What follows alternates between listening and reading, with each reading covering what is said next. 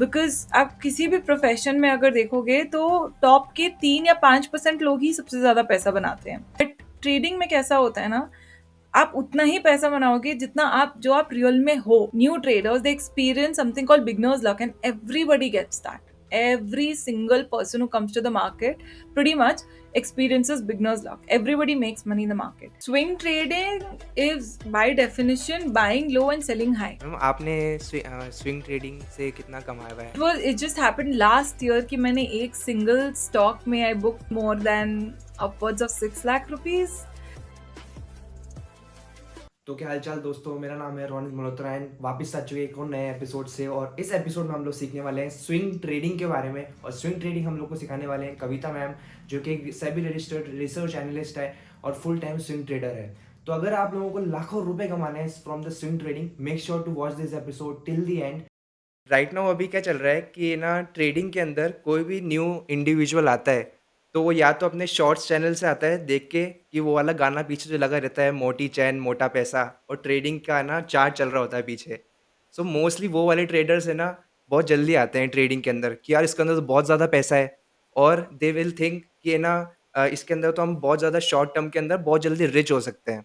So it is like a quick rich scheme. So retail traders ऐसी क्या गलती करते हैं कि उनको नहीं करनी चाहिए उनको एंट्री कब लेनी चाहिए ट्रेडिंग के अंदर? ऑल्सो आप क्या सजेस्ट करेंगे कि किसको ट्रेडिंग करनी चाहिए? एंड अगर वो ट्रेडिंग के अंदर अपना स्टेप इन कर रहा है, तो उसको क्या चीज़ ध्यान में रखनी चाहिए? देखिए, या सबसे पहली बात आप समझो कि not only trading, right, any profession in the world, everybody does not make money in every profession in the world. अगर let's take medicine as an example, right? आज डॉक्टर्स भी अगर है तो there are doctors who are very rich, but there are also doctors who are very not rich. You know why? Because आप किसी भी profession में अगर देखोगे तो टॉप के 3 या 5% लोग ही सबसे ज्यादा पैसा बनाते हैं। 5% भी मैंने बहुत ज्यादा बोल दिया। टॉप के 3% लोग, वाई? क्योंकि word of mouth matters in every profession. आप जितना अच्छा काम करोगे आपका उतना नाम होगा, उतना आपका बिजनेस बढ़ेगा, right? How is trading different and at the same time similar to say any other profession like medicine? वहां पे you are getting paid by other people. So what you are in reality and what you project can be different and you can work for it. But trading में कैसा होता है ना, आप उतना ही पैसा बनाओगे जितना आप रियल में हो। तो you will see a lot of time people who take up trading as a profession, their personal life also changes. वो अपने पर्सनल लाइफ में भी बहुत चेंज करते हैं अगर वो सच में ट्रेडिंग डिसिप्लिन को अडॉप्ट करते हैं अपने लाइफ में। क्यों? क्योंकि देखिए, मार्केट को आप बेवकूफ नहीं बना सकते। मार्केट को आप क्या है उससे हट के नहीं बता सकते, क्योंकि आप at the end of the day जो हो मार्केट में वही करोगे आप, you know. So ever since I have become a full-time trader, I have adopted this belief in my life that I need to practice everything, you know. So पहले जब मैं corporate में थी, and this is true for lot of people who work in corporate, की you can be very good at your job while having a miserable personal life, personal relations, not focusing on mental health. You can still do really well at your corporate job. Trading में आप वो नहीं कर सकते। Trading में if you want to be a good trader, you have to have good balance elsewhere. So आप देखोगे, talk about Vivek Bajaj, talk about Bharat Jhunjhunwala. These are all very established traders, and Vivek Sarto is now very well known. But they all went through that phase where they were suddenly posting a lot about fitness and maintaining balance in personal life, क्योंकि ये क्यों matter करता है? Psychology की वजह से। तो अब देखोगे, when people come into the market, new traders they experience something called beginners luck and everybody gets that. Every single person who comes to the market pretty much experiences beginner's luck. Everybody makes money in the market. उससे क्या होता है ना, biases kick in. What kind of biases? Number one, anchoring bias. Number two, overconfidence bias. उससे आपको लगने लगता है you are infallible. आप तो जो कर रहा है, आपको ऑलरेडी सब कुछ आता है, आपको सीखने की जरूरत नहीं है। तो जो आपका इनिशियल स्टैंड था रिस्क मैनेजमेंट का, या you were trying to play it safe, you are no longer doing that. तो आपकी साइकोलॉजी चेंज होने लगती है। तो how can you do better? एक तो approach trading from an intelligence from a, from a intelligent perspective, yeah, from a point of curiosity rather than a money chase. Because if you're going to come to the market and you're going to chase money and you're going to chase profits, you won't get anywhere. That's a circular trap. You have to assign proper goals. तो जैसे मेरे programme में मैं जो subscriptions देती हूँ या मेरे जो क्लाइंट्स है, ऑनबोर्डिंग के टाइम पे there is one thing that I always tell them. I always ask them, what is your goal for swing trading? A lot of people will say to book profit, some people will say to make money, I want to go on vacations, to draw regular income. See, none of these things are your goals, okay? आप जब trading कर रहे हो, irrespective of what kind of trading you're doing, your one and only goal is to grow your capital. आप जो capital market में ला रहे हो उसको आपको ग्रो करना है. ठीक है. अब इस कैपिटल को ग्रो करने के फेज में अगर आप उसको प्रोटेक्ट नहीं करोगे रिस्क से, बार बार ये कैपिटल ही आपका घट रहा है, आप इस कैपिटल को मेंटेन करने की, you're struggling to maintain the capital at what it was. You're basically struggling to survive. आप ग्रो कैसे करोगे? तो this brings me to the next very important thing after psychology is your risk management. सो जैसे मेरे trade together programme में भी क्या होता है, वो स्विंग ट्रेडिंग सब्सक्रिप्शंस है. स्टॉप लॉसेस लगते हैं एंड लगेंगे ही, चॉपी मार्केट में स्टॉप लॉस लगेंगे ही. But a lot of members will not set the stop losses, they will take the liberty कि नहीं नहीं, स्टॉक नीचे जाके ऊपर आएगा तब मैं निकल जाऊंगा. एज अ रिजल्ट क्या होता है, 5 out of 10 टाइम्स में भी आता है स्टॉक ऊपर, बट जो 5 टाइम स्टॉक्स ऊपर नहीं आ रहे, वो ड्रॉ डाउन इतना ज्यादा हो रहा है ना कि जो एक दो stocks where he was suppose to originally book a big profit and get, like, cover for all of these small losses and leave some money on the table, he's not able to enjoy that anymore. तो जब वो survive ही नहीं कर पा रहे हैं, grow कैसे करेंगे? So you have to understand the game before you start playing it. There are two ways of doing it. Either trial and error जैसे मैंने सीखा. सो मुझ में एक अच्छी हैबिट थी स्टार्टिंग से कि मैं हर एक ट्रेड को नोट करती थी अपना. I always use excels to trade every single, to note down every single trade that I ever took. तो when I exhausted my beginner's luck and started making all the rookie mistakes, यार मैं leverage trading करूंगी, मैं futures and options में करूंगी क्योंकि कितना पैसा बन रहा है. I mean, there were days when I made like 30,000 in an hour and I was like top of the world. Then it also happened with me कि मैंने 3 महीने की अपनी सैलरी एक ही ट्रेड में गवा दी. So then that was a big setback for me क्योंकि मैं घर पे भी नहीं बोल सकती थी किसी को कि I incurred such a big loss. So I had to put it down inside and let it process. So I stopped trading and then मेरे पास इतना खुद का ट्रेडिंग डेटा था, so I started studying that. So now if you are somebody who's going through strings of losses, छोटे बड़े kind of mix, and you're feeling helpless, then this might actually help you. So Ronit, do you want me to expand more on what I did to come out of that rut? Yeah, yeah. Okay. So what I did was I created a scale of 1 to 5, 1 being trades where my entry and exit both were good, okay, and Mhm. 5 being trades where my entry and exit both were bad, right? So I started scaling my each and every trade that I took on the basis of this. तो इससे मुझे क्या समझ में आया कि देखिए, एक तो ट्रेड्स में एंट्री सही टाइम पे लेना is relatively lot easier than exiting the trades at the right time. So even after 12 years in the market, I'm still practicing the art of making better exits by doing a lot of iterations, a lot of research. But that point aside, ये जो मैंने ranking start की अपने सारे trades की ना, उससे एक बहुत इंपॉर्टेंट चीज stood out to me, that all profitable trades are not good trades, all loss making trades are not bad trades. इसका मतलब क्या हुआ? Mhm. कभी आपने किसी अच्छी स्ट्रैटेजी के बेसिस पे एंट्री ली बट मार्केट रिस्क की वजह से उस पर आपका स्टॉप लॉस ट्रिगर हो गया. If you don't isolate this trade as a good trade, क्या होगा next time when you see that strategy, your mind is going to tell you, अरे पिछली बार तो उस स्टॉक में लॉस हो गया था, तो इस बार ये नहीं करते हैं. But this is the time when your strategy would have worked and you would have booked a profit.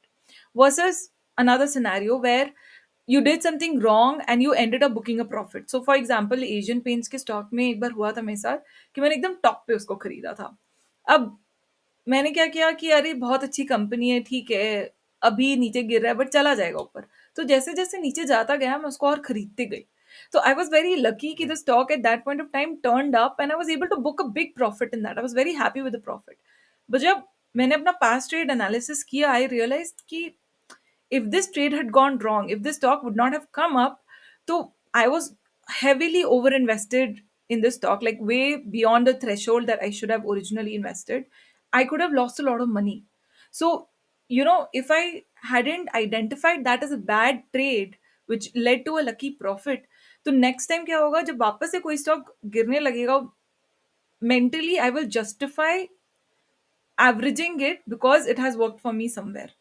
तो if you are a new trader, अपना खुद का जो ट्रेडिंग डेटा है वो गोल्ड माइन है आपके लिए, उसके अंदर डिग करना राइट, स्टार्ट करिए, because there you will come across patterns which you need to repeat and patterns which you need to let go in your own trading. So I always say in my live sessions also that trading is a science to begin with, but it's an art at its core. Which means कि हुँ, आप जब start कर रहे हो तो आप ये principal सीख लो, पैटर्न सीख लो, इंडिकेटर्स सीख लो, फिर उसको आप प्रैक्टिस करो, और right, practice it with the power of hindsight. अपने ट्रेड ट्रैकर के राइट, पावर को अनलॉक करो, उसको जाके स्टडी करो एंड मेंटेन करना स्टार्ट करो सबसे पहले. ओके। या आई थिंक मेरे ख्याल से ज़्यादातर रिटेल इन्वेस्टर्स ये सोच के आते हैं कि जल्दी-जल्दी पैसा कमा लेंगे, but they don't know the fact कि trading is the hardest part to get easy money. इतनी आसानी से पैसा ही निकाल सकते हैं आप ट्रेडिंग से। So like you are a full time swing trader, कि आप स्विंग ट्रेडर को थोड़ा एक्सप्लेन कर सकते हैं कि इसको इम्प्लीमेंट कैसे करते हैं और किस मार्केट के अंदर, जैसे अपने पास इक्विटी भी है और ऑप्शंस ट्रेडिंग भी है, सो इसके अंदर दोनों में ही कर सकते हैं या फिर डेडिकेटेडली इसका कुछ पैरामीटर्स होते हैं कि इस जगह पे अगर कोई मार्केट स्टैंड आउट कर रहा है, लाइक अभी जो है ऑल टाइम हाई चल रहा है निफ्टी जो है समवेयर अराउंड 22,000, राइट? सो उसके लिए क्या पैरामीटर्स होने चाहिए स्विंग ट्रेडिंग के लिए अंदर? और ऑल्सो आप इसके एंड में मुझे ना एंट्री और एग्ज़िट कब लेनी होती है, उसके बारे में भी थोड़ा बताइए? ओके, तो सबसे पहले हम शुरू करते हैं ऑप्शंस के टॉपिक से. देखिए, options as an instrument is not meant for retail traders to trade in. Understand what is options. It is actually an instrument of insurance. तो जो बड़े हुँ, इंस्टीट्यूशंस होते हैं वो ऑप्शंस यूज करते हैं अपने एग्जिस्टिंग पोजीशन को हेज करने के लिए. किस चीज से हेज करने के लिए? मार्केट रिस्क से हेज करने के लिए.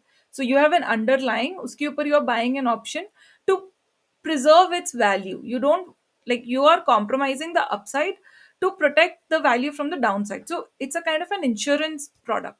Now, as a trading instrument, why retail traders should stop trading in options, and it's very unfortunate the rampant way in which options are, promoted in India. देखिए, options में ना बड़े institutional traders बहुत advance technology लाके और बहुत expert analyst को बिठा के ट्रेड करते हैं. They also have systemic advantage in terms of getting priority fill, right? This is an open secret in the market today. एक retail trader, first of all, finding a profitable opportunity is very rare for you. Secondly, अगर आपको मिली भी तो जो जो institutional investor है उसको already पता है इसके बारे में. इंस्टीट्यूशनल ट्रेडर्स को they will pounce at it. You will not even get a fill. आपकी अगर एंट्री टाइम पे होगी तो आप एग्जिट टाइम पे नहीं कर पाओगे, राइट? राइट, प्लस उसमें रिस्क मैनेज करना बहुत ही मुश्किल है, क्योंकि there are so many variables hmm, in there and they change in such a way कि आज तक मुझे भी नहीं समझ में आता कि वो कैसे करते हैं. तो ऑप्शंस ट्रेडिंग में आप, एक और प्रॉब्लम क्या है ना कि you get a streak of 10 profits. आपका 10 का 10 प्रॉफिट है ना, एक सिंगल रॉन्ग ट्रेड में वाइप आउट हो सकता है. हुँ, So it's way better to, stop chasing the thrill of options trading and making quick money and turn towards a more boring side of trading, which is systematic and disciplined, maintaining trade tracker, learning from your mistakes and doing it properly. If you think you don't have that discipline, then it's also better to associate with a research analyst who can help you keep on track, who can mentor you time to time. That being said, now what is swing trading? Okay, so options ko to we'll keep out of the discussion completely because it's a really really wrong decision for anyone to trade in them. So swing trading क्या है? सी, stock market में चाहे index हो चाहे stocks हो, कभी भी prices है ना एक सिंगल लाइन में नहीं जाता. द सेम वे हमारा मूड हमेशा सेम नहीं रहता. We feel happy, we feel sad, we feel proud, we feel a little bit shameful. हमारा साइकोलॉजी जैसे फ्लक्चुएट करता है, स्टॉक मार्केट में भी प्राइसेस फ्लक्चुएट करते हैं. सो एक प्राइस जो समझो आप ₹50 से ₹100 गया है, वो कभी भी एक लाइन में ऊपर नहीं जाएगा. It will always go up in swings. So when we are swing trading, what we want to do is we want to capture the swings that are unfolding in the market. And there are a lot of ways of doing it. There are a lot of time frames on which you can do it. अब एक चीज और समझो कि stock market में जो price activity है, there is a concept of fractalism in that, which means कि प्राइस समझो on the daily time frame is you know unfolding in a certain wave.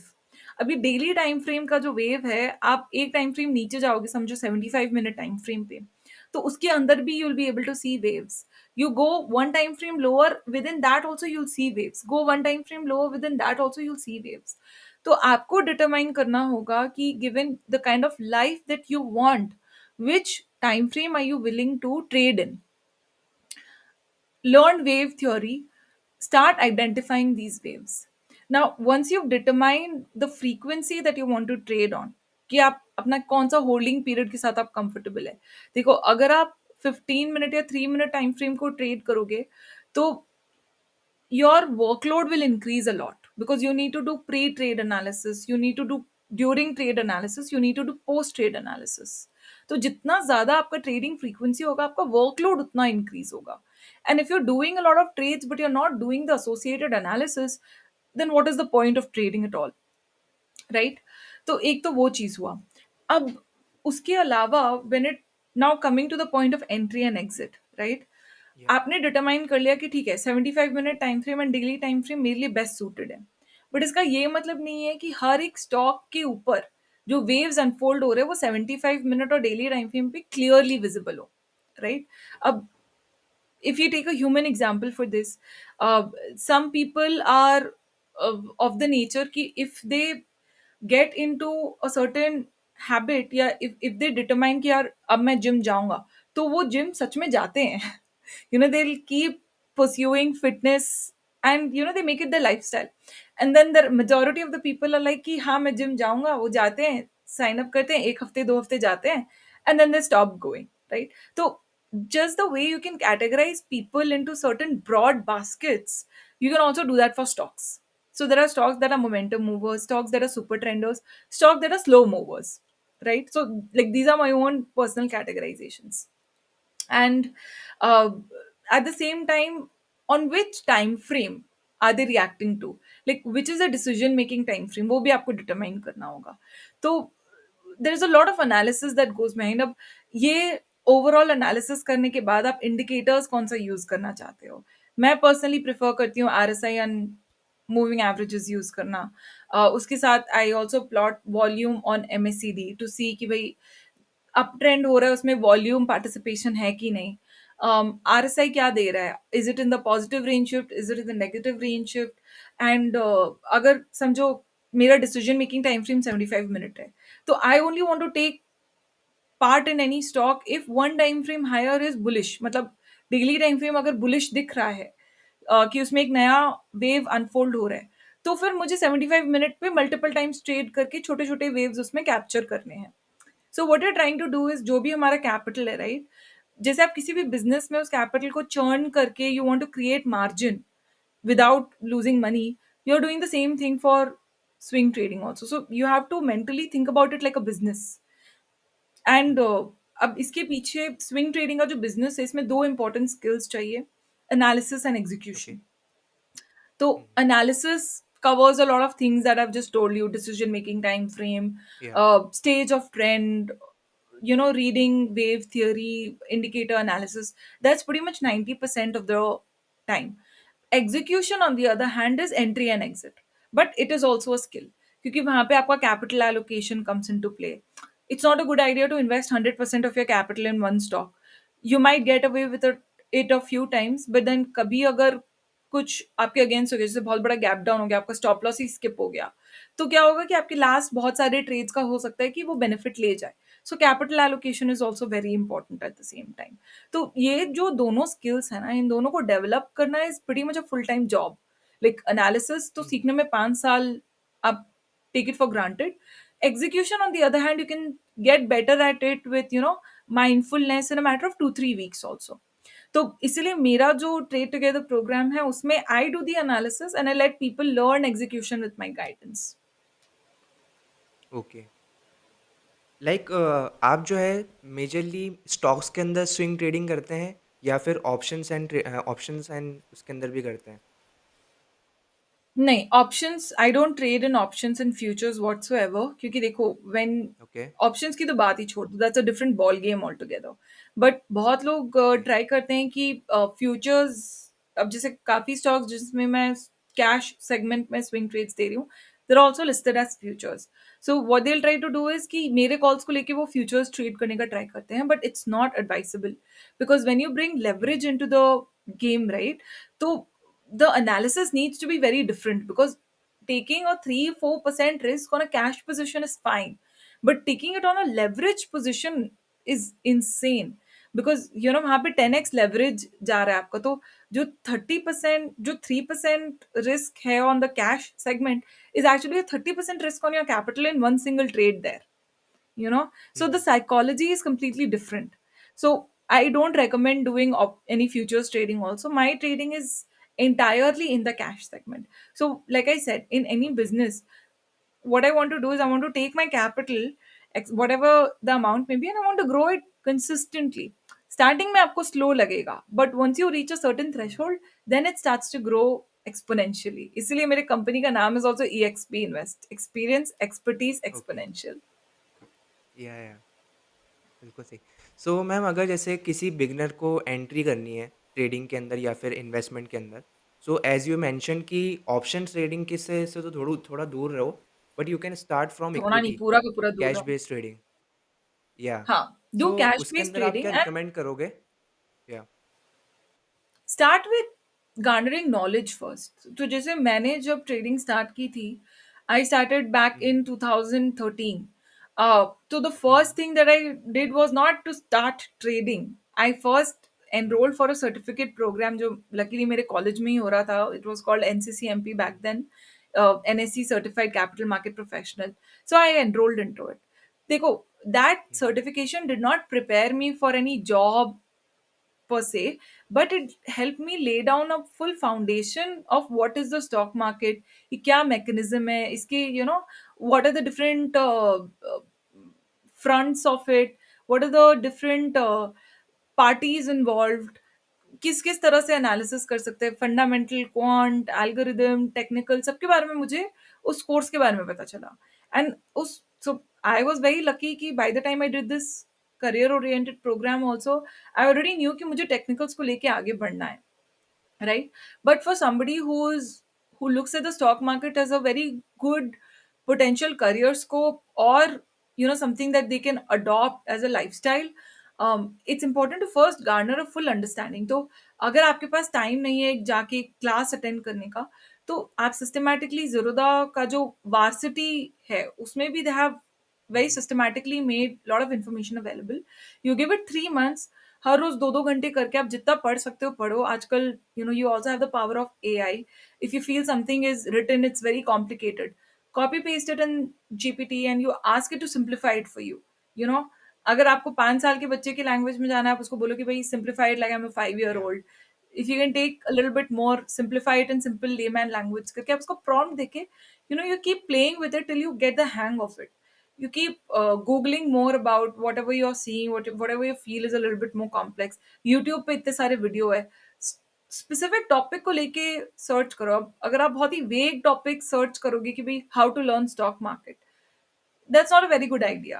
Instead, you um, commit to finishing one source of knowledge, then you move on to something else. When you start looking at things from a broad perspective ना, आपको खुद को realise होगा कि आपका interest कहाँ पे है, then it's much better to pursue your interest.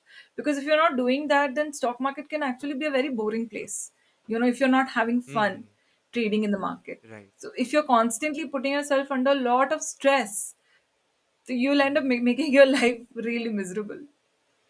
या लाइक आपने स्ट्रेस के बारे में मेंशन तो कर ही दिया है। सो मेरा एक्सपीरियंस मैं बताता हूँ। मैंने ऑप्शंस ट्रेडिंग के साथ स्टार्ट किया था। One of my friend started trading, so उसने मेरे को बोला कि ना रोनित आप है ना ऑप्शंस ट्रेडिंग के अंदर आ जाओ डायरेक्टली, मेरे को कुछ आइडिया नहीं है कि क्या स्ट्राइक प्राइस होता है, क्या है? उसने थोड़ा बहुत बताया था। तो उसने बोला कि ना आप ऐसा करो कि 500 या 700 का कॉल ले लो। तो मैंने ले लिया और मार्केट नीचे आ गया। तो मेरा हाथों हाथ on the first very day मेरा जो है 500 का लॉस हो गया। मैंने कहा यार ये क्या हुआ यार? फिर उसके बाद फिर मैंने नेक्स्ट ट्रेड लिया तो उसके अंदर मेरे समथिंग अराउंड 300 रुपीज़ बन गए। मैंने कहा यार 6 सेकंड्स के अंदर मेरे ₹250 बन गए।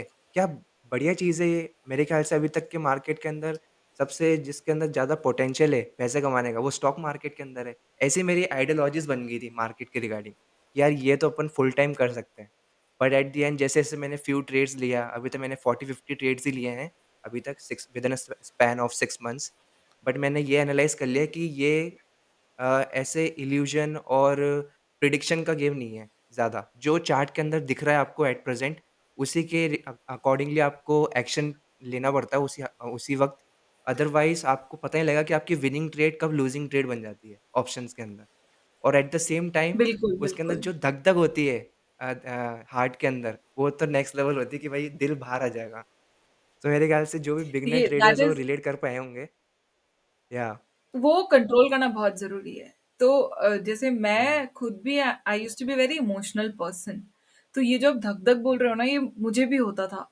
तो I thankfully I am a avid reader, तो मैंने बहुत सारी बुक्स पढ़ी हैं एंड जब मैंने सीएमटी और सीएफए परस्यू किया तो उसका भी करिकुलम तो रीड करना ही था, राइट? तो हुँ, हुँ, उसके अलावा भी I read a lot of books on related to trading and how people become better traders. तो one thing I realised is that there is no space for any kind of emotions, nervousness, hmm, happiness, sadness, या regret, revenge. These emotions have no place in trading, and it's very natural for humans to feel these things, especially when money is involved, because अब आप सोचो, आप जो पैसा market में लगा रहे हो, that is your post tax income, income which you earned after a lot of hard work, जिसपे आपने गवर्नमेंट को टैक्स पे किया है, जिसपे आपने कंजम्पशन सैक्रिफाइस की है। तो the cost of earning this income has already been, personal cost has been so high. So when you bring that to the market and उस पे अगर लॉस होता है तो इमोशंस तो इवोक होंगे। सो सबसे पहला काम is to control those emotions, and वो इमोशंस एक ही तरह से कंट्रोल हो सकते हैं if you continue to stay objective. वो हुँ, ऑब्जेक्टिविटी नॉलेज से ही आएगी।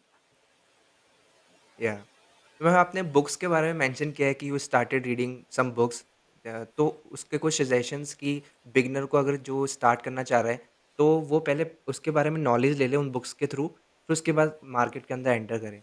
सो आप कुछ फ्यू बुक्स का सजेशंस देना बिल्कुल, चाहो?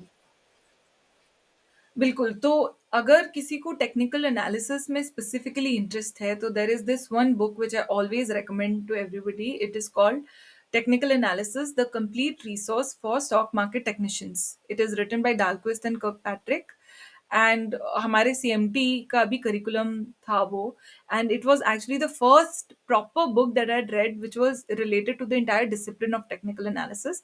उसके पहले मैंने कैंडलस्टिक बाय स्टीव निसान भी पढ़ी थी, but it was specifically about candlesticks, right? So this was the first book जिसमें पूरा जो इकोसिस्टम है टेक्निकल एनालिसिस का, उससे first time I was introduce, and मुझे इतना मजा आया ना ये बुक पढ़ने में। मैंने 3 दिन में खत्म कर डाली थी ये बुक को, and it's a pretty big book, right? So that is one book that anybody who's genuinely interested in pursuing technical analysis should read. और बाकी जो दूसरी बुक मैं आपको कहूँगी, so this book really helped me understand the value of money and the value of growing money. And everybody probably knows about the name of this book. It is Rich Dad Poor Dad, right? या, So if you're somebody who's really new into this world of money management and how to view money, then reading this book will really open up your mind. The third book that changed the way I look at my personal life, my trading account, and my profession. Uh, so this book is related to against psychology to some extent. It's The Compounding Effect by Darren Hardy. And इस book में उन्होंने बताया है कि आप, जो मैंने starting में कहा कि practice everything, you need to become a person. आपको अपने लाइफ के हर एरिया में एलिवेट होना पड़ेगा।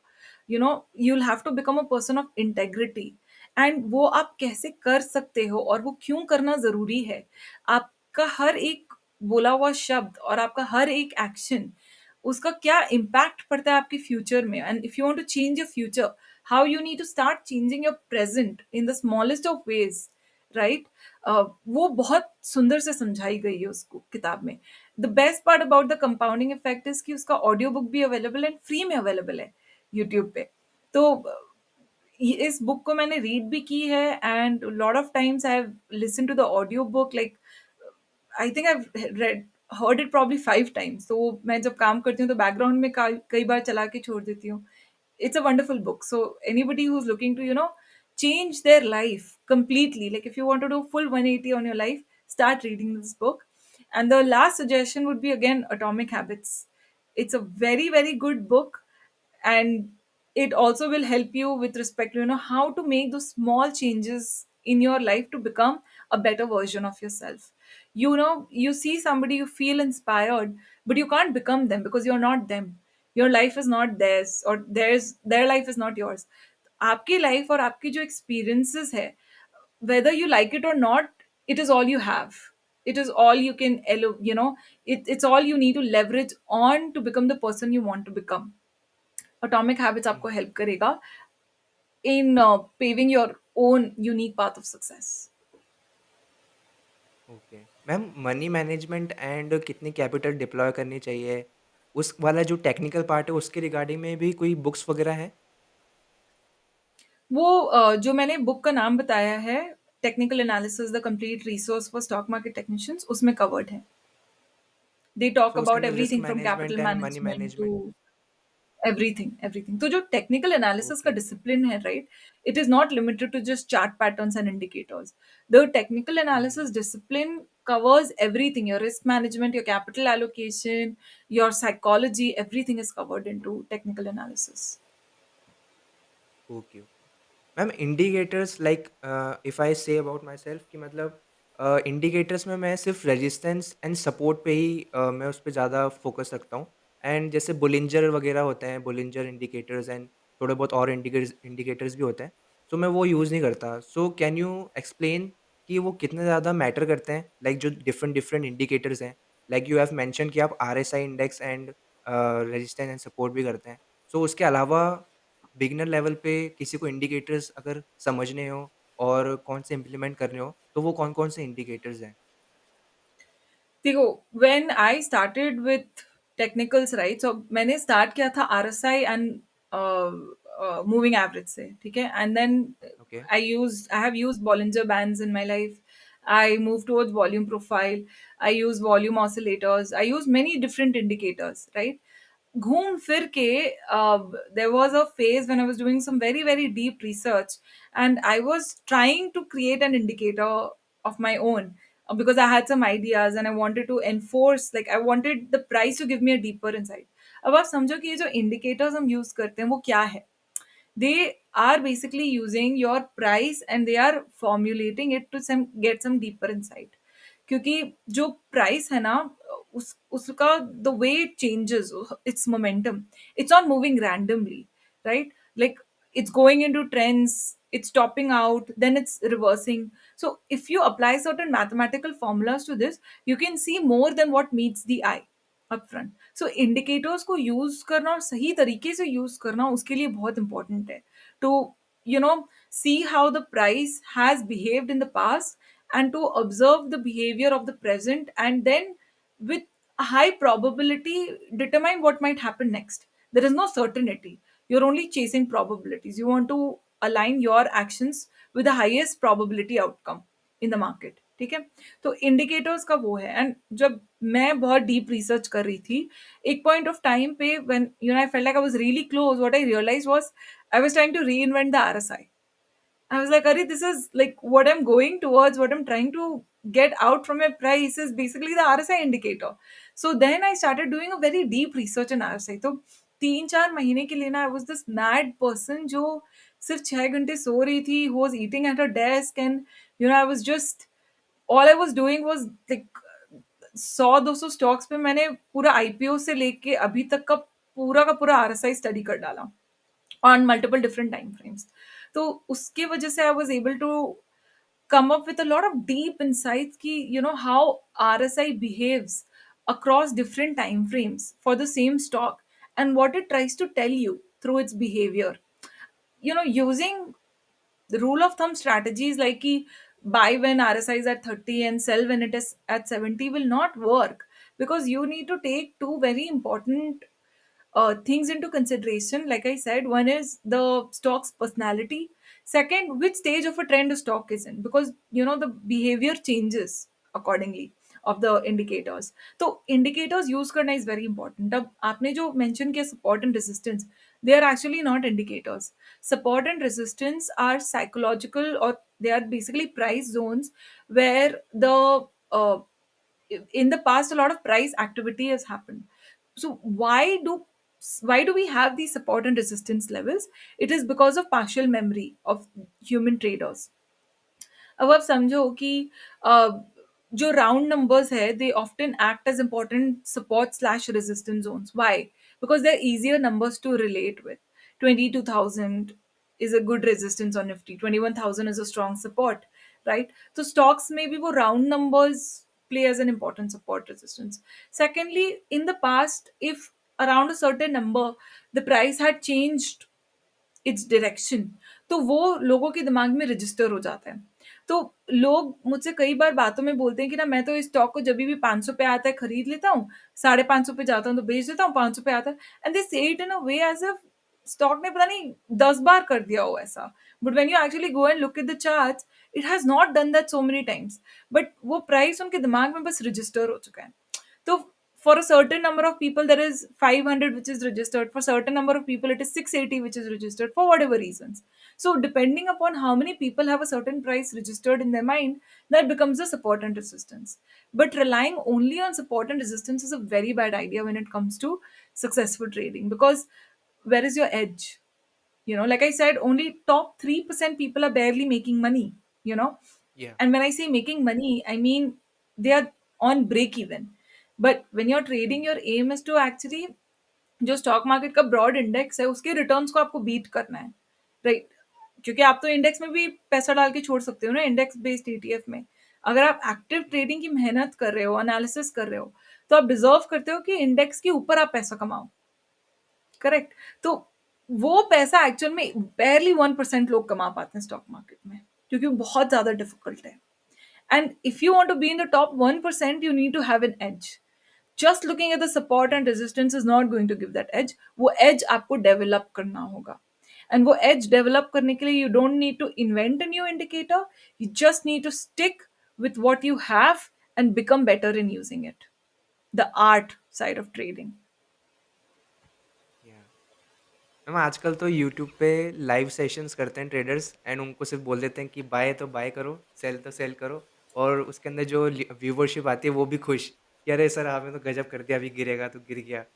सो वो लोग तो ऐसे खुश होते रहते हैं, बट एट द एंड वो फुल टाइम नहीं करियर उसको ले सकते हैं ट्रेडिंग को, क्योंकि उनके पास जो रिक्वायर्ड नॉलेज है वो सिर्फ सेल्फ रियलाइजेशन और सेल्फ एक्सपीरियंस से ही आएगी, क्योंकि ट्रेडिंग आपको कोई सिखा नहीं सकता, सिर्फ एक्सपीरियंस से ही जो है एक सक्सेसफुल ट्रेडर बन सकते हैं.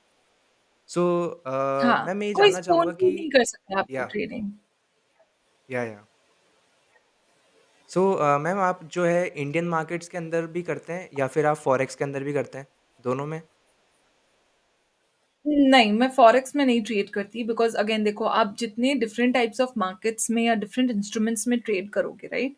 Like if you try to trade in commodity, forex, options, stocks, swing trade, problem क्या होगा ना कि देखिए, आप जो मैंने बोला डेवलप एन एज, वो फोकस से क्रिएट होता है. What you are basically doing is, आप क्रिकेट भी खेल रहे हो, आप सॉकर भी खेल रहे हो, आप वॉलीबॉल भी खेल रहे हो, आप फुल टाइम जॉब भी कर रहे हो, आप स्टूडेंट भी हो. दिन में तो 24 ही घंटे है ना. फिर आपको नेटफ्लिक्स भी देखना है, इंस्टाग्राम भी करना है, सब कुछ कैसे करोगे? तो इससे अच्छा limit your sources, find your happiness. Like आप कितना घंटा जेन्युइनली हाई क्वालिटी टाइम दे सकते हो, उस टाइम के साथ आप क्या कर सकते हो वहां पे फोकस करो. Stop diluting your limited resources. I personally only ma'am trade in the Indian stock या मार्केट. लेटली मैंने यूएस स्टॉक मार्केट्स में भी ट्रेडिंग की है विथ माई ओन स्ट्रैटेजीज. मेरे सिर्फ 10 ही स्टॉक्स है जिनमें मैं स्विंग ट्रेडिंग करती हूँ यूएस में, क्योंकि मुझे पता है मेरे पास टाइम बहुत कम है, तो मैं सिर्फ 10 स्टॉक्स को लेकर ही वहाँ पे ट्रेड करती हूँ।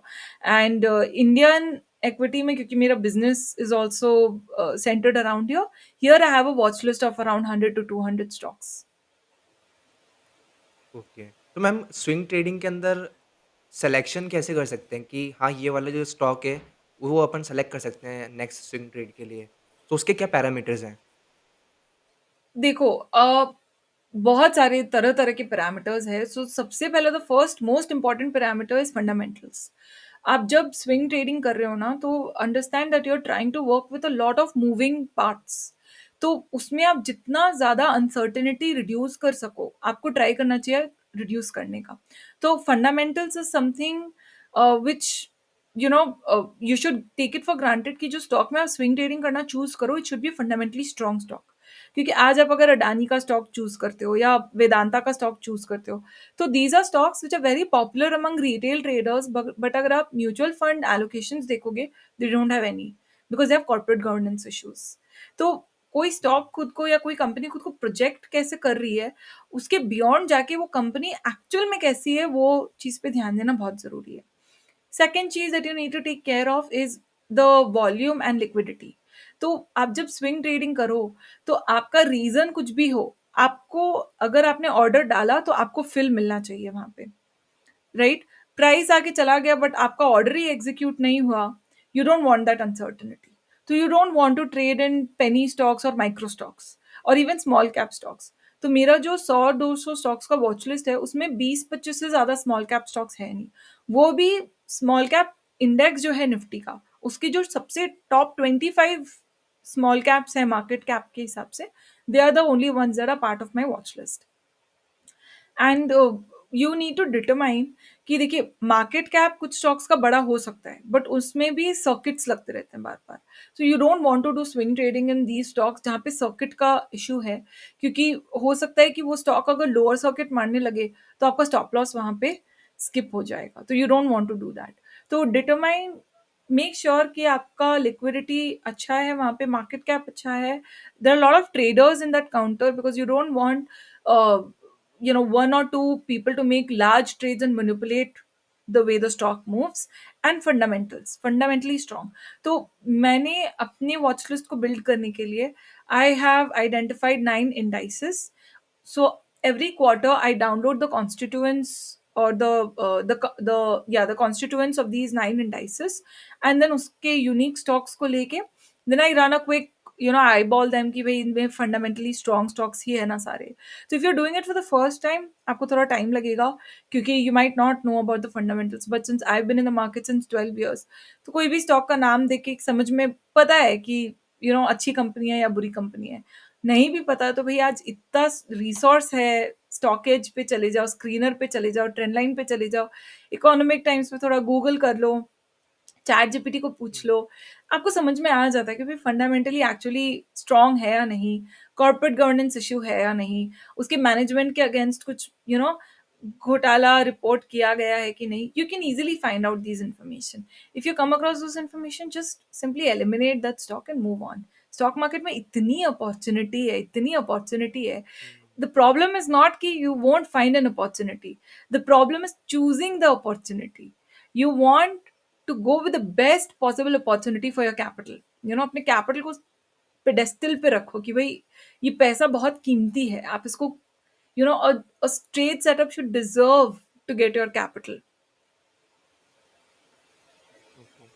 तो मैम इसके अंदर ऐसा आपने मेंशन किया कि फंडामेंटल्स तो चलो अपन देख लेंगे। लाइक जैसे बेसिक बेसिक तो जैसे कि हम सीख जाते हैं, जैसे कि पीई रेशियो देख लेते हैं कि पीई रेशियो इतना है तो वो ओवर वैल्यूड है या अंडर वैल्यूड है। या फिर अगर उसके अंदर अपन इबिट्डा और उसका जो प्रॉफिट शेयरिंग थ्रू आउट जो क्वार्टर रिपोर्ट्स आती हैं, उसके अंदर अपन प्रॉफिट्स वगैरह देख लेते हैं कि कंपनी जो है रेगुलर बेसिस पे प्रॉफिट्स वगैरह इंकर कर रही है कि नहीं कर रही है। So it is more like choosing more stable fundamentals, और इट इज़ लाइक कि अपन को टेक्निकल वाला जो पार्ट है स्विंग ट्रेडिंग के पर्सपेक्टिव में कि हाँ, ये वाला इस वाली जो रेजिस्टेंस है ये इसने ब्रेक कर दिया है, तो फिर उसके बाद एंट्री लेनी होती है। ओके। तो देखो सबसे पहले तो जो मैंने फंडामेंटल्स कहा, right? So when I say कि determine, right. Make sure that the fundamental is good, I don't mean PE. ठीक है, पीई इज अ हुँ, मेरा पर्सनल ओपिनियन है कि वो बहुत ही ओवररेटेड मेट्रिक है, क्योंकि अ, ओके। जो वैल्यूएशन है वो सही है या गलत है। देखो, बहुत सालों तक ना over valued stocks over valued रह सकते हैं। तो इसका ये मतलब नहीं कि आप उसमें स्विंग ट्रेड ना करो। When I say ensure that the fundamentals are strong, what I mean is कि make sure that for many quarters like the revenue is growing, the earning growth is stable. Stocks can also be cyclical in nature, जैसे chemical sector है। अभी आप देखोगे तो सारे chemical sectors बहुत पिटे हुए हैं, क्योंकि उनको raw material prices are high, because of which जब से कोविड डिसरप्शन हुआ है काफ़ी कॉस्ट्स उनके इंक्रीज हो गए हैं, तो उनके मार्केट में बहुत चेंजेस आ रहे हैं। Global like macro economic changes are significant, so there are some lot of opportunities also. फिर अभी गवर्नमेंट बोल रही है कि फर्टिलाइजर्स पे हम सब्सिडीज हटा देंगे। So there is a mix of good and bad. But when I say ensure the fundamentals are strong, what I mean is कि make sure that the available market, addressable market is large. The market share of the company is good. It's a dominant player. उसका over many years the revenue growth has been there. जो company के management है, the promises that they're making, they come through in those promises. If not every time, but on an overall level. I don't mean look at very very specific metrics like PE and stuff, right? हुँ, जो overall picture, fundamental picture है, जो story है company की, वो strong होनी चाहिए। Management की quality अच्छी होनी चाहिए। मैनेजमेंट शुडंट बी कि उसके ऊपर इनसाइडर ट्रेडिंग का इल्ज़ाम लग रहा है, या फिर टैक्स इवेशन का इल्ज़ाम लग रहा है, या फिर कुछ ऐसी उल्टी पुल्टी चीज़ें हो रही है, वो सब का ध्यान रखना चाहिए। And when it comes to specifically taking a position, right? You want to swing trade in those sectors first of all which are rallying. तो आपने थोड़ी देर पहले कहा था कि मार्केट अभी लाइफ टाइम हाई पर है, बट आप देखोगे मार्केट लाइफ टाइम हाई पर है, बट हर एक सेक्टर लाइफ टाइम हाई पर नहीं है। तो स्टॉक मार्केट में देर is a concept of sector rotation. So when you're swing trading, you want to also keep an eye on the broad sectors. तो इसके लिए every Friday I do a market outlook series in which I also discuss the sector rotations. तो कभी होता है कि pharma sector काफी गिर गया है, it's getting bullish, तो start looking for opportunities in pharma sector. IT sector भाग नहीं रहा है, बट आईटी इंडेक्स को अगर आप स्टडी करोगे तो ऐसा लग रहा है वो और नीचे जा सकता है, तो it's not the time to go into IT sector. फिर if a stock sector has already moved up, जैसे I R C T C, I R F C, ये सब ऑलरेडी काफी भाग चुके हैं, तो there is also concept of whether you want to enter a stock after correction versus enter a dip.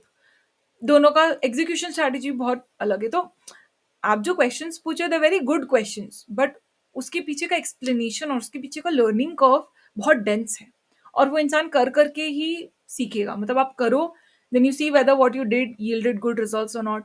You do, you see whether it yielded results और not. तो आपकी जो लर्निंग होगी ना, it will unfold on many different levels, just like the market is unfolding. You will learn something on the basis of, say, bull trend चल रहा है, तो bull trend के अंदर आपने सब कुछ सीख लिया. अचानक से मार्केट चेंज हो गया, बेरिश मार्केट आ गया. अच्छा, you will see whatever you've learned in the bull market doesn't hold any ground anymore. You need to learn everything again. ऐसे करते करते, once you survive 3-4 cycles in the market, then you will see your insights will really start to bloom. अब जैसे मुझे 12 साल हो गए हैं, मैंने 3 बड़े मार्केट साइकिल्स देख लिए हैं, right? So now I know कि भाई ठीक है, मार्केट अब ऊपर आ गया है, टॉप आउट हो रहा है, चॉपीनेस आ रही है.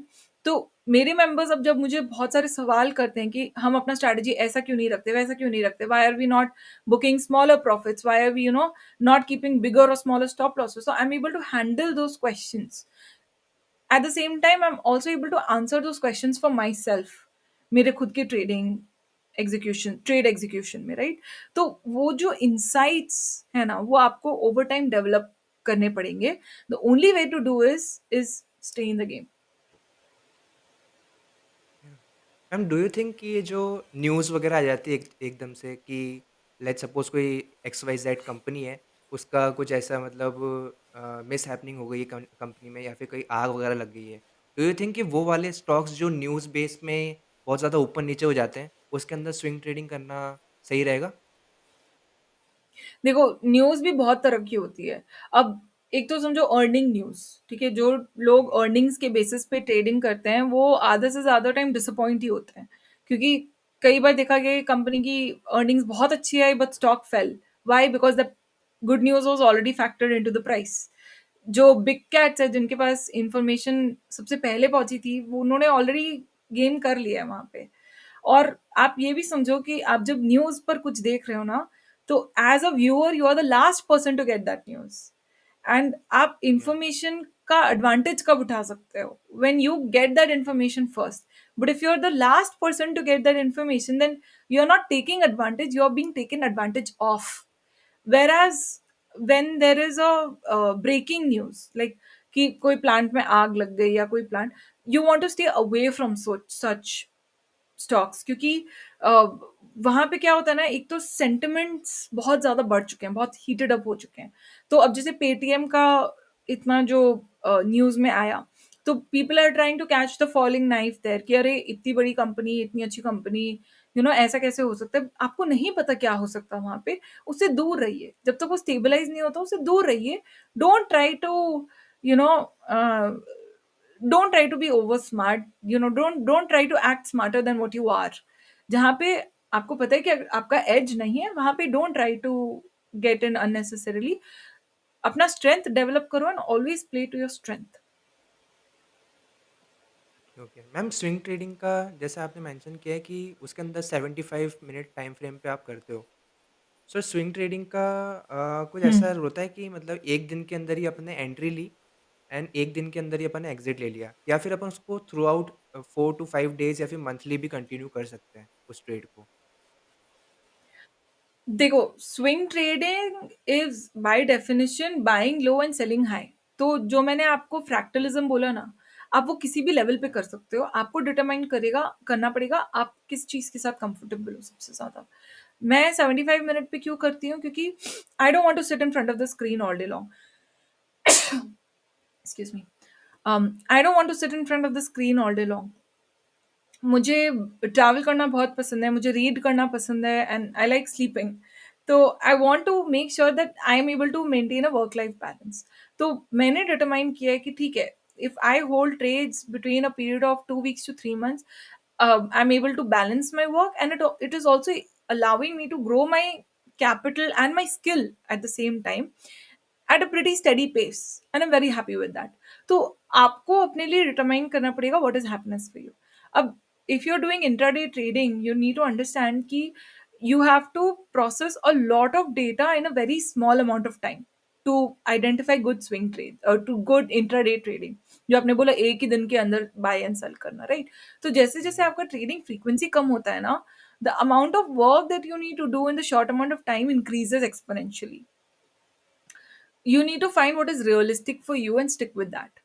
Or yeah, that's pretty much. 45 minutes के अंदर कुछ अलग पैरामीटर्स इम्प्लीमेंट हो रहे होते हैं, तो उसके पीछे का क्या रीज़न है? देखो, 75 मिनट्स हम क्यों यूज करते हैं? क्योंकि अगर आप एक पूरा का पूरा दिन देखोगे, तो एक पूरे दिन में जो ट्रेडेबल मिनट्स है, right? So when you do a 75 minute time frame, तो एक पूरे दिन का trading data gets broken into 5 equal candles. ठीक है? So you have the multiple is very important there. So a lot of people use an hourly time frame. So 75 minute time frame actually replaces the hourly time frame. तो hourly time frame में problem क्या होती है? एक residual candle बचता है 15 minute का हर रोज। एक सिक्स कैंडल के बाद एक और छोटा सा 15 मिनट का कैंडल बचता है, that gives a false sense of a doji, जो कि आपके एनालिसिस को अफेक्ट कर सकता है कभी कभार। तो इसलिए I prefer to use the 75 minute time frame. And what I have seen is कि एक तो मेरा आर एस आई का भी जो सेटिंग है is different from the 14 period R S I. I prefer to use a 25 period R S I. तो I have seen for lot of stocks, जो नया ट्रेंड स्टार्ट हो रहा है, राइट, उसका इंडिकेशन 75 मिनट टाइम फ्रेम पे RSI बहुत अच्छे से देता है। जो because you're at the end of the day you're trying to play the swings in the market, so you want to clearly be able to see when is a new swing starting, when is it ending. So ending is way more trickier, but starting of the Mhm. swing can be identified when you combine the forces of the daily 75 and the 15-minute time frame for many stocks. For some stocks, it is more clearer on the 75 daily and the weekly time frame, right? Depending upon उस stock की personality क्या है. But अब जैसे 75 minute time frame पे मुझे दिख रहा है कि ये stock potentially is getting ready for another leg of upswing. Then I will go down to the 15-minute time frame and I will identify, I will fine tune my execution. I will also go down to the 3-minute time frame to further fine tune my execution. So what I'm doing is I'm laying out a trap for the price rather than reacting to the price. I am waiting for the price to come to my execution level and I'm taking a conscious decision to execute. बहुत लोग क्या करेंगे जो analysis करना start करते हैं ना, a lot of times people go into analysis with biases in the mind कि अच्छा ये स्टॉक मुझे खरीदना चाहिए क्या. You understand that bias that you are going in with. आप अगर चार्ट को पूछोगे कि मुझे खरीदना चाहिए क्या, तो चार्ट अगर समझो तीन चीजें इंडिकेट कर रहे हैं हाँ एंड तीन चीजें इंडिकेट कर रहे हैं ना, you will add more weightage to the yeses, right? So you need to go in with an objective open mind. Chart को पूछो कि भाई ये क्या कह रहा है अभी.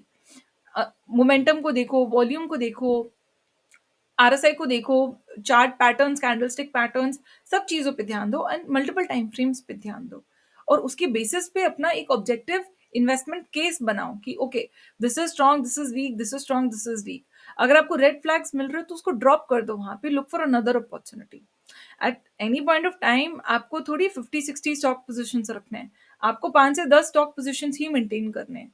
एंड आपकी वॉच लिस्ट में ही कितने स्टॉक्स है तो आपके पास बहुत काम है करने के लिए. You keep looking for a trade setup until and unless you get that 100% conviction to commit your capital. जब तक आपको वो ना मिले आप पैसा मत लगाइए मार्केट में.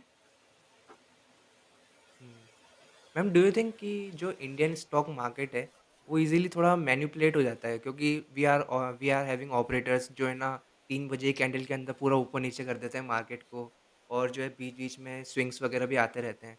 अगर अपन इसको फॉरेक्स मार्केट के साथ कंपेयर करें, सो इसके ऊपर आपका क्या लुकआउट है कि फॉरेक्स मार्केट जो है थोड़ा सेफ्टी वाले उस पर एंगल पर आ जाता है, अगर with the perspective of operating the stocks and operating the index. नहीं, ऐसा देखिए हर स्टॉक में ऐसा नहीं है. ऑफ कोर्स जहाँ पे इलिक्विडिटी है वहाँ पे, जैसा कि मैंने ऑलरेडी कहा कि अगर आप स्विंग ट्रेडिंग कर रहे हैं तो you need to make sure that there is significant liquidity and participation. क्योंकि अगर वो नहीं होगा तो हाँ, कुछ smaller stronger players will manipulate the price and they do manipulate the price. So you want to avoid that at the outset. News में आपने कोई स्टॉक का नाम सुन लिया, किसी यूट्यूबर के मुंह से स्टॉक का नाम सुन लिया, एंड सी आज even I am a YouTuber, I have got around I think 3500 followers और समथिंग. तो I don't want to use a very umbrella term की YouTubers. look for the credentials of whom you're listening to. And first of all, never take free advice because free advice in the stock market leads to expensive mistakes. Okay. आज मैं भी जो live webinar करती हूँ उसमें भी आई do some analysis for people, but I tell them that see, if you're taking my analysis, you need to also know ki tomorrow when the price action unfolds, if something happens, there are things that can happen which invalidates my view. So if you're not connected with me, if you can't take an update on the analysis, then my analysis is garbage for you, it's of no use. क्योंकि जो analysis है वो पत्थर की लकीर नहीं है. It is subject to या change based on the unfolding circumstances. So everybody needs to stop listening to free advice. आज economic times के platform पे भी there are a lot of people going live and sharing their insights. See, they are doing the analysis, they are doing their best to give you the best advice. But आप उस advice को लेके अगर उसको misuse करोगे, trades execute करोगे उसके ऊपर, and then you're not going to manage your risk on it, stop loss नहीं use करोगे, तो एंड प्लस कोई भी इंसान कोई भी स्टॉक के बारे में किस मोटिव के साथ बात कर रहा है वो आप कैसे डिटरमाइन करोगे. आज टीवी पे कई एनालिस्ट आते हैं, स्टॉक्स खरीदने बोल देते हैं, but good chance that they in their own portfolio are selling the stock. SEBI के रूल्स के हिसाब से लीगल नहीं है बट होता है ऐसा. So you need to understand that there are lot of hidden agendas and this is the market of money. people do a lot worse for a lot less. तो यहाँ पे तो पैसे की बात हो रही है, तो यहाँ पे तो you have to be much smarter, much more smarter than going for free advice.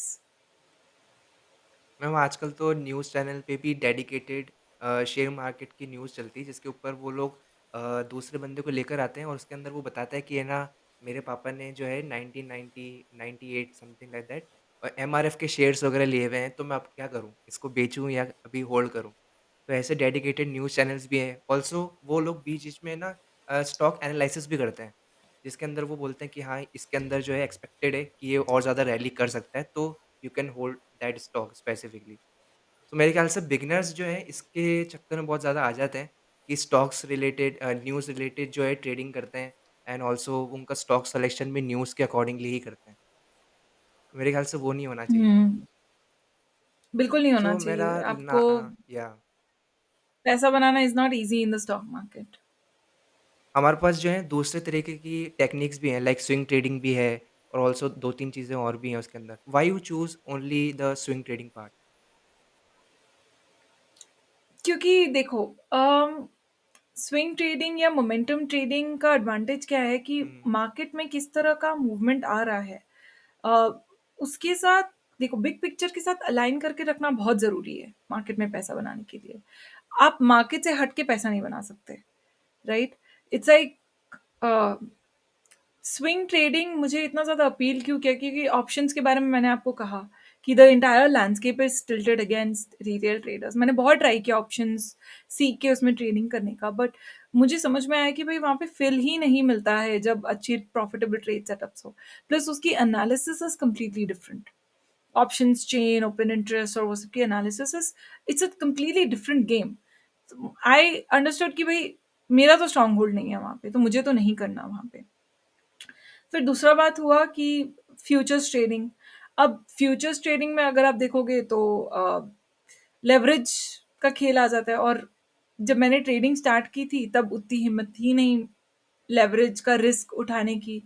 एक एक एक ट्रेड में अगर मैं 30% कैपिटल रिस्क कर रही हूँ अपना, तो मैं 3-4 लॉस के बियॉन्ड सस्टेन ही नहीं कर पाऊँगी। And I realise that I need a trading model जिसमें अगर everything goes against me and keeps going against me, right?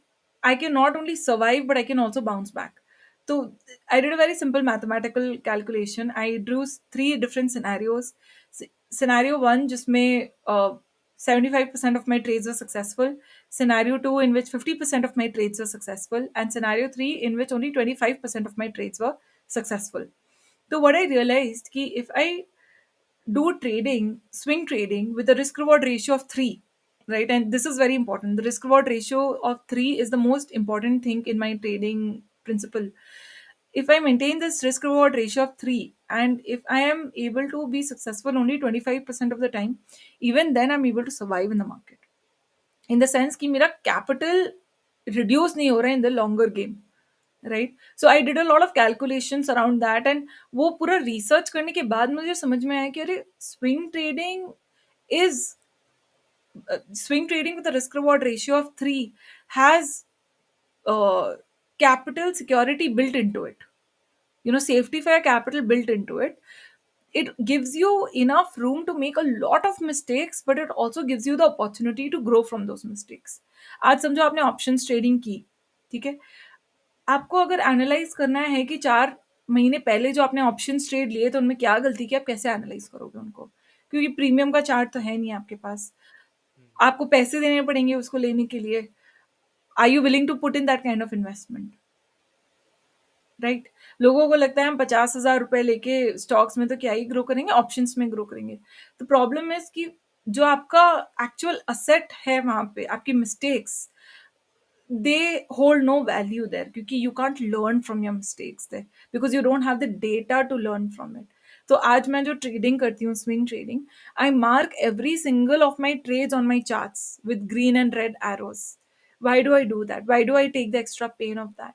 क्योंकि मैं कोई भी स्टॉक में अगर ट्रेड करी तो मुझे मेरे पास्ट एग्जीक्यूशंस एंड मिस्टेक्स सामने दिख रहे हैं.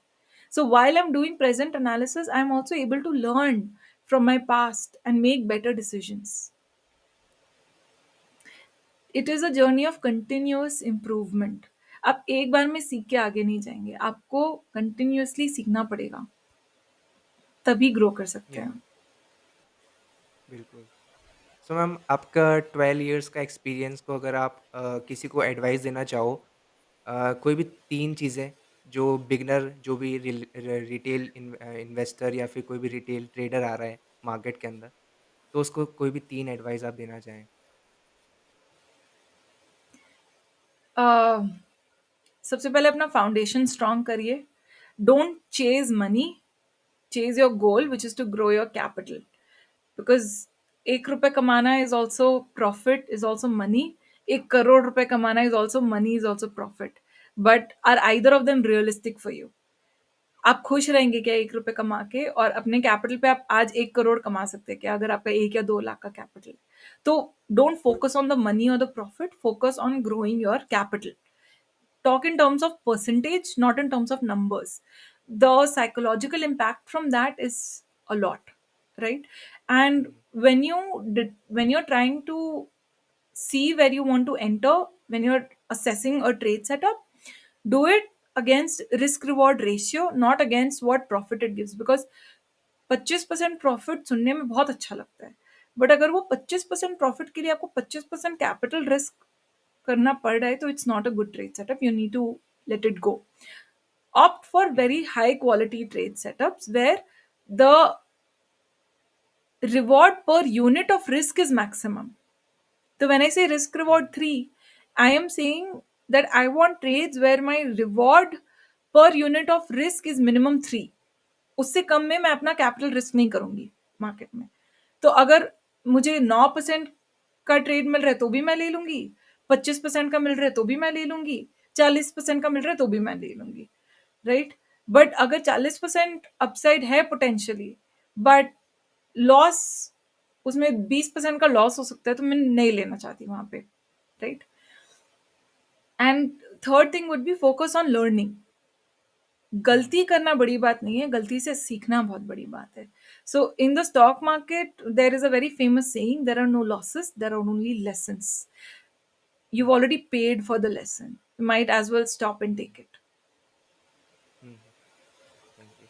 सो मैम आप जो है डेडिकेटेड सॉफ्टवेयर वगैरह यूज़ करते हैं या फिर काइट, ज़ीरोधा कौन-सा स्पेसिफिक सॉफ्टवेयर यूज़ करते हैं ट्रेडिंग के लिए? सो मैं प्रेफर करती हूँ ट्रेडिंग व्यू यूज करना. एंड हुँ, हुँ, पिछले 5 साल से I have been a subscriber of TradingView, तो I prefer to use its premium version. And hmm, hmm, for my trading, क्योंकि मैं डेडिकेटेडली और सिंसियरली कर रही हूँ, I have a 3 screen setup also because I'm a professional. But even for a retail trader, if you choose to indulge in active trading, at least 2 screen setup तो आप रखिए ही. एक पे अपना ट्रेड हुँ, ट्रैकर खोल के रखिए, एक पे अपना ट्रेडिंग स्क्रीन. ट्रेड ट्रैकर अगर आपके सामने रहेगा तो आप उसको मेंटेन करोगे, उसका फायदा उठाओगे.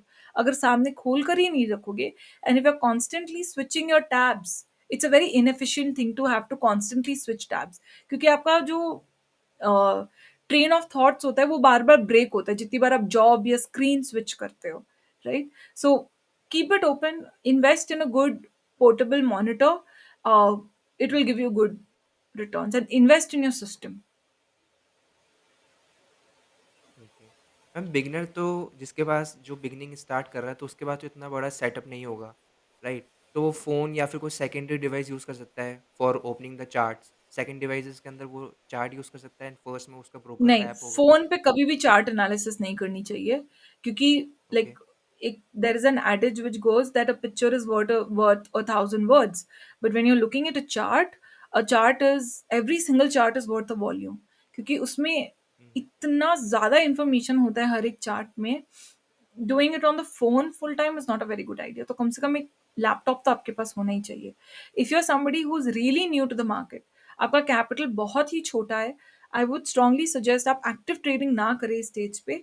Instead you start investing in something like an index fund, आज जैसे Nifty BeES, I BeES, pharma BeES. You start buying these ETFs. They will also give you a sense of fluctuation in the market, and focus more on developing your personal skills at this stage, your communication skills, your analysis skills, your knowledge of the market. Read books related to the market. थोड़ा थोड़ा side में आप charts study. अभी अगर आप समझो आप trading view का प्रीमियम सब्सक्रिप्शन नहीं लेना चाहते, कोई बात नहीं, फ्री में बहुत चार्ट्स सॉफ्टवेयर अवेलेबल है. उनको आप एनालाइज करना स्टार्ट करो, प्रैक्टिस करना स्टार्ट करो. एक्टिव ट्रेड करना इमीडिएटली मत स्टार्ट करो. तो मैंने जो 2012 से एनालिसिस स्टार्ट की थी, first 3-4 years I didn't trade, I was just doing technical analysis for the fun of it. मुझे मजा आता था हुँ, चार्ट्स हुँ। देखने में.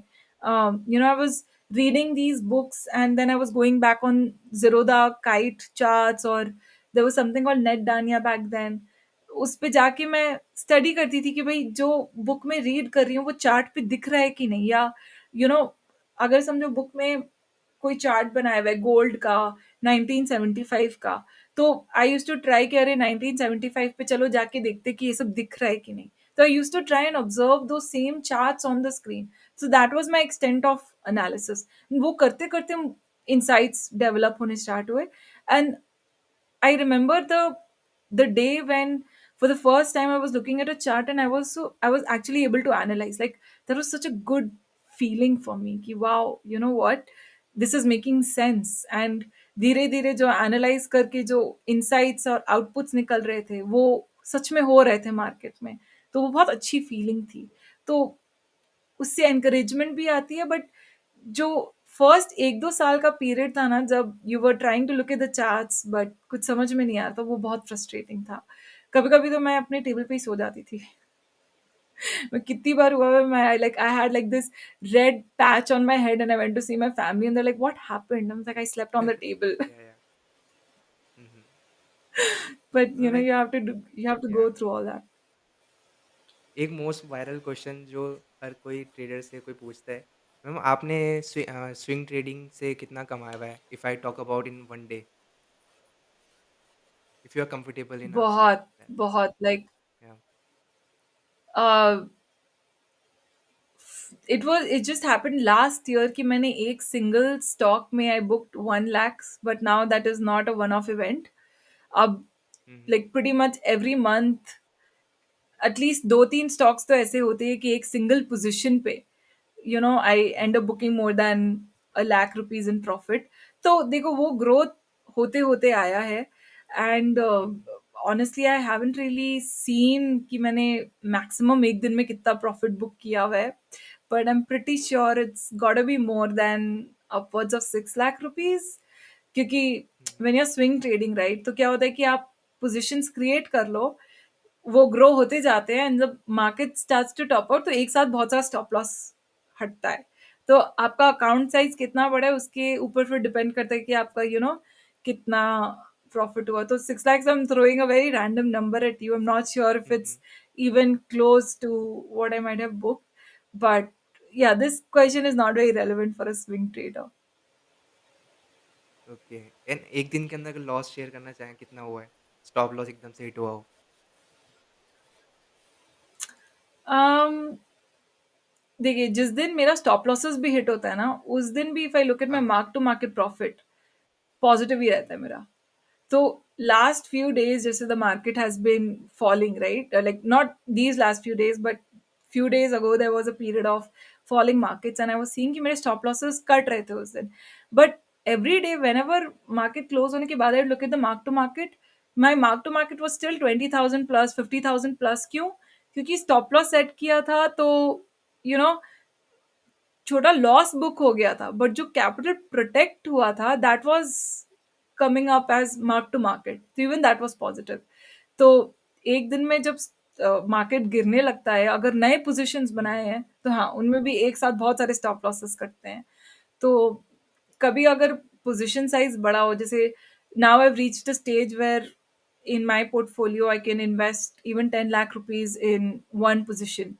तो अब 10 लाख की पोजीशन पे 3% का स्टॉप लॉस अगर कट गया, तो that becomes a loss, yeah. That becomes a big loss in one stage. तो ऐसे अगर मल्टीपल पोजीशंस रहे, multiple positions were gone, then हाँ, ₹1 लाख का लॉस एक दिन में भी हो जाता है. I mean essentially it's not एक दिन में, क्योंकि I didn't open the position today, the position might have been open 2 weeks back, but yeah, it hmm, happens. Hmm.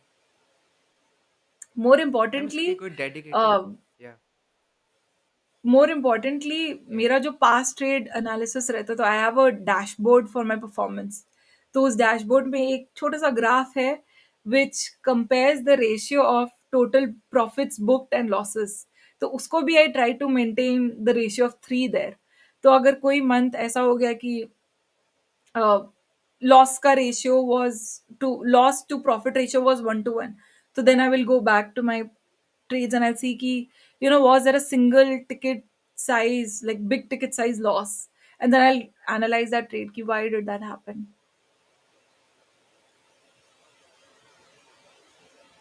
Okay. So ma'am इसके कोई डेडिकेटेड एग्ज़ाम्स है if someone want to pursue in stock market उसको पूरा ही मतलब डिग इन करना है कि मतलब मुझे मार्केट के बारे में पूरा जानना है। तो do we have specific exams for it जो कि कोई बंदा कर सकता है उसके लिए? See, the gold standard in technical analysis is Chartered Market Technician (CMT) from US, which I CMT. pursued. हुँ, हुँ, तो अगर आपको टेक्निकल एनालिसिस सीखना है तो उसके लिए you can pursue CMT, but hmm, then again it makes sense to pursue a professional designation only if you intend to create a career in it, right? uh, there is also chartered financial analysis, but usme, to be honest, the application of fundamental analysis is very different from what you're taught there, because CFA में they don't teach you the practical aspect of building Excel models and stuff. वो आपको खुद से ही सीखना पड़ता है, जो कि मेरे लिए बहुत बड़ा शॉकर था. Like I was very disappointed कि CFA में क्यों नहीं सिखाया गया मुझे, क्योंकि CMT में they do teach you the practicals of technical analysis by way of putting a lot of charts, putting a lot of explanation that you can then pursue. So I like the CMT a lot more in that way.